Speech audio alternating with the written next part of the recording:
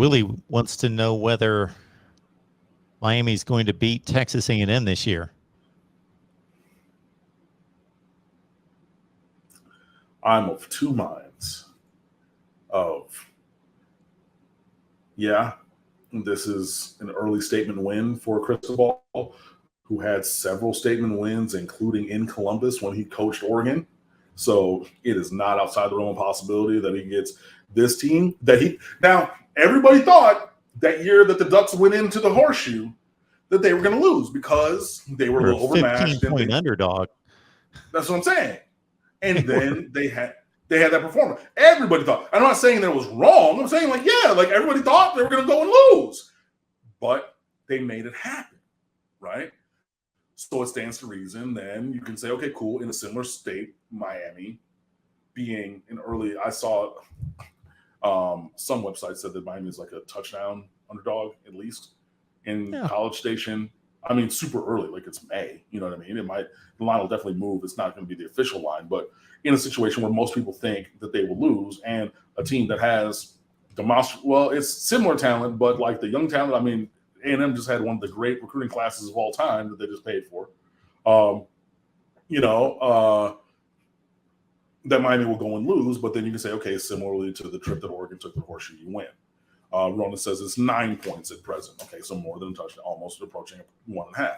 Cool, I get it. So, there's that mind, using past precedents.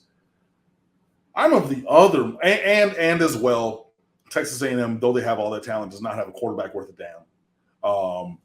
I think Max Johnson is fine. I think he's regular, but I don't think that there's really anything on that roster in terms of quarterback that really scares you. But then again, Miami has made average quarterbacks look like world beaters before. So, maybe the caution. So I'm of the one mind, for those reasons that Miami wins. I'm in the other mindset of,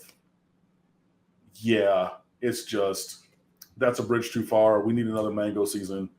And I think that if you're talking about, okay, we're going up against a good team, well, you need another mango season, but Clemson's late in the year. I think that we're going to be a different team late in the year than we are in the beginning of the year. And I think that the Texas A&M game was later in the year. It would be a better chance for Miami of where it is on the schedule and things like that. I don't feel very good about things.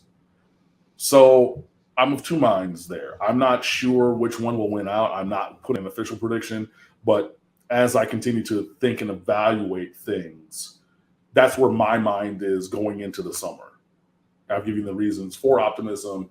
Tyler Van Dyke, a whole bunch of new players, on the Miami side, plenty of athleticism, enough to play with anybody, things like that. And then obviously some of the other stuff on the other side as well. So we'll see. Technically, Willie asked, can Miami beat Texas A&M?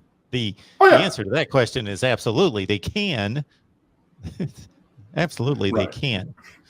But will they? It would not surprise me in the least. It would not surprise me in the least, and it wouldn't surprise me, unfortunately, because of what I've seen from Miami recently. Oh, sure. That we leave that game wanting to see more. Max Johnson, to Cam's point, will probably be the starter. He threw 27 touchdowns in the SEC last year with 6 picks. Charles Johnson says A&M is a top-flight quarterback recruit. He's not going to be the guy, but Connor Weigman is a 5-star that they signed, but he's just a pup. He's not going to play. And the other guy is Haynes King, who won the job coming out of camp last year, and then he got hurt, so he might be the starting quarterback. He runs around. And Haynes King is a guy that Miami kicked the tires on 4 years ago in recruiting. So he's a guy that, I've watched film on, I'm familiar with. I watch, try to watch as much football as I can. So I've seen him play both in high school. I've watched that film. Might have written about it on State of the U because I tried to do that as much as possible. That might have been when Roman was contributing with us, so I might have had him write about Haynes King instead of myself. But either way, I know that I've watched the film and I've seen him play as well. So yeah, I'm content with that. But yeah, and they do have a 5-star that they've just signed. I would find it remarkable if he were to jump to the top of the quarterback room right now, especially with multiple blue chip guys and 2 guys in Haynes King, who started at A&M and they got hurt, and then Max Johnson, who started at LSU.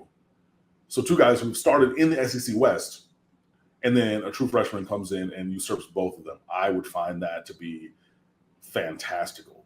But stranger things have happened.